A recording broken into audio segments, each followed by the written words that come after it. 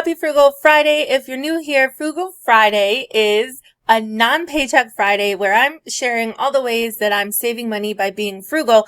And today I'm sharing the ultimate way to be frugal, at least in my opinion. I'm Liz and I'm on a journey to health and wealth. I'm improving my health and losing weight.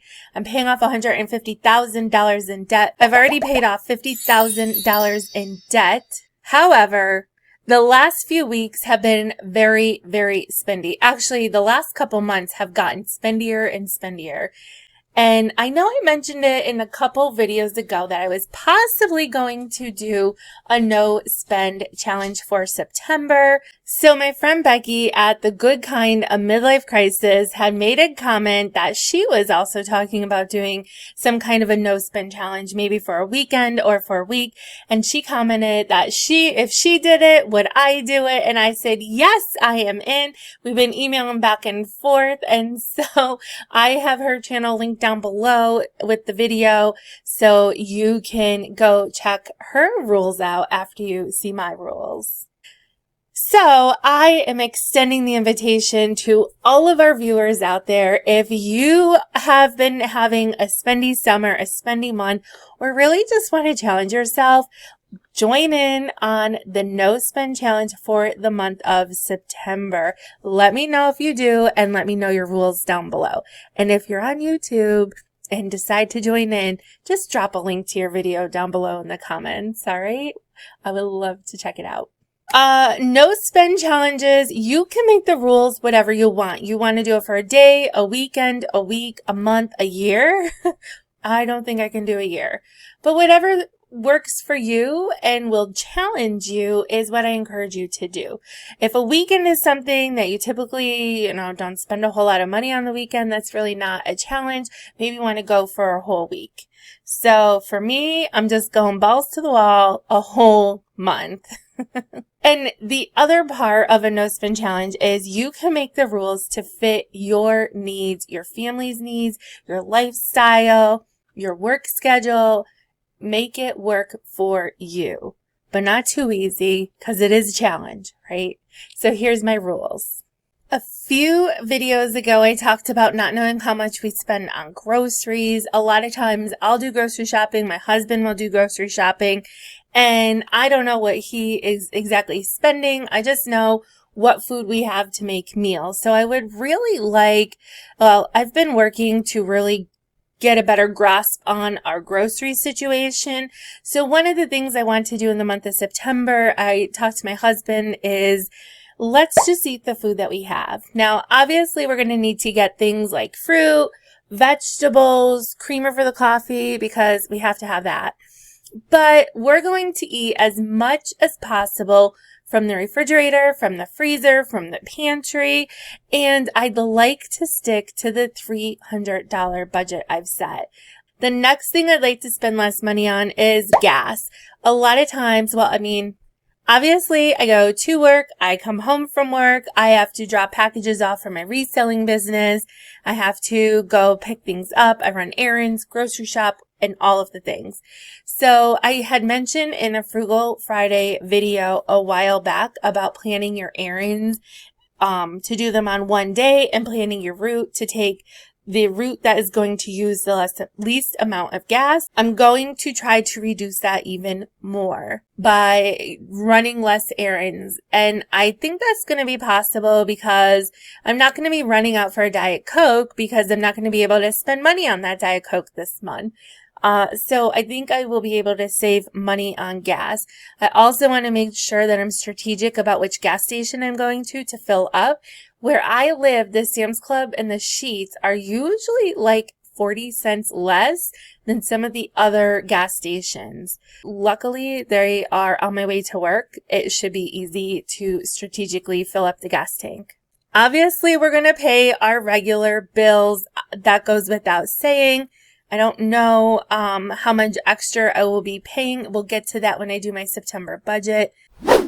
Okay, so I already told my husband that we won't be going out to eat for the entire month of September, to which he kind of laughed because that's usually me. That's like, I don't want to cook, let's go out.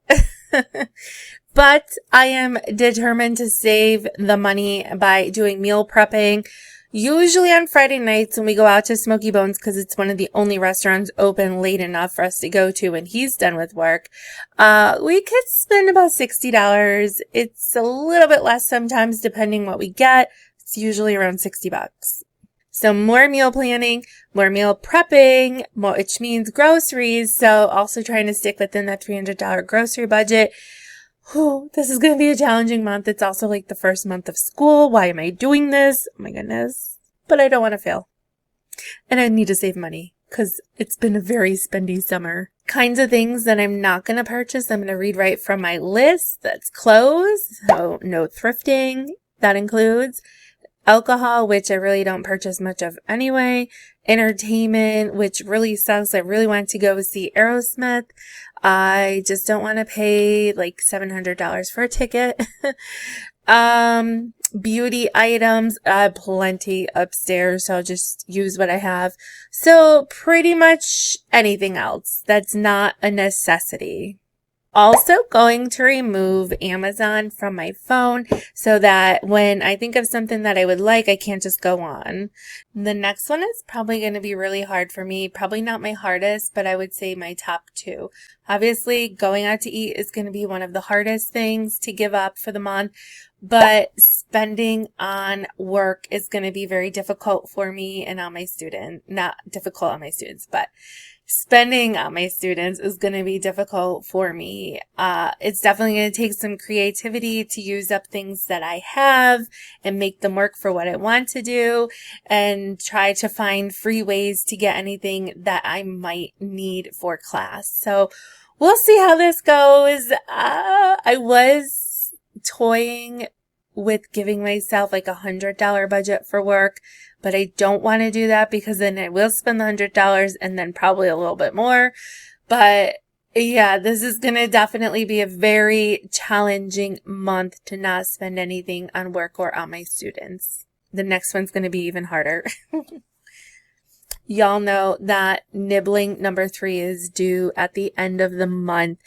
I do not hope that my sister-in-law delivers this one late, but if this baby's born in September, I will not be purchasing anything for it. And since I'm also not going to be overspending on gas, that means I will not get to go see the baby until October, which will suck. But anyway, well, probably it'll be okay. Everything's going to be okay.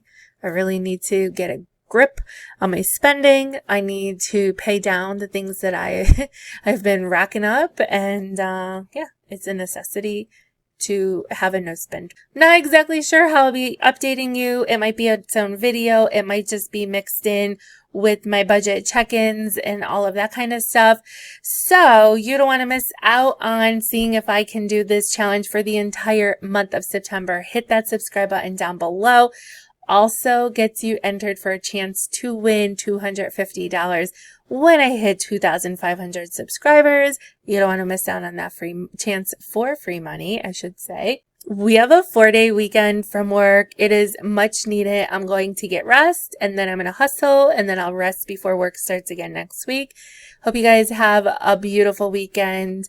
I hope the weather holds out for all of us. All right, let me know if you're going to join in on this no spend challenge down below. If you need some ideas to get you started on your no spend month, you can check out my Frugal Friday playlist.